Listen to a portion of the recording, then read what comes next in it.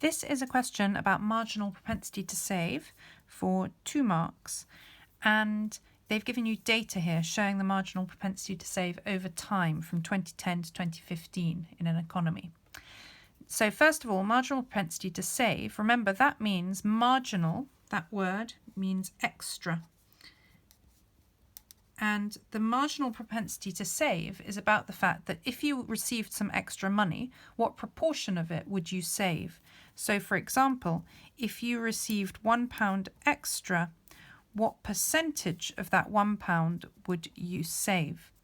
If your marginal propensity to save was 0.5, that means that you would save half, 50 pence of the pound would be saved. If it was 0.75, you would save 75 pence of the additional pound. Really important though is that it's if you receive extra money. So you can see over time here that the marginal propensity to save over this period has decreased. 2013 and 2014, actually, it's exactly the same, but over the whole of the period, it's decreased every year, apart from those 2 years where it stayed the same. The question says, explain one possible reason, only one, for the changes in the marginal propensity to save as shown in the table. So you need to recognize that the marginal propensity to save has decreased, and you also need to recognize and explain why that might have happened.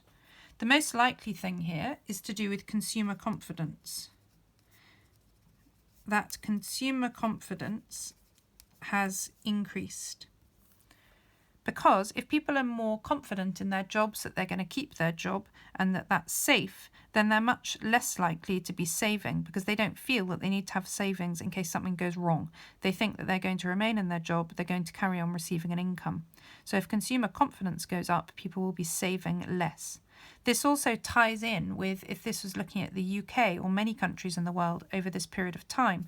This was after the recession from 2008 and economies generally were starting to recover.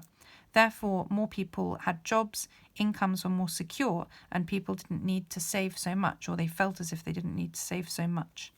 So this is the most likely explanation. Another explanation that you could use in other circumstances would be to say that the rate of interest might have gone down, and therefore it would be less attractive for people to save because they'd earn less interest on their savings. However, that's not really relevant if you're looking anyway at the UK over this period of time.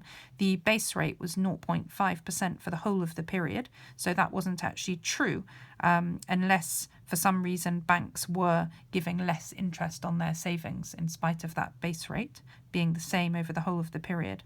And also in other economies in the world, it's unlikely that it was decreasing as the economies were recovering. So for this question, I would stick with this point about consumer confidence going up.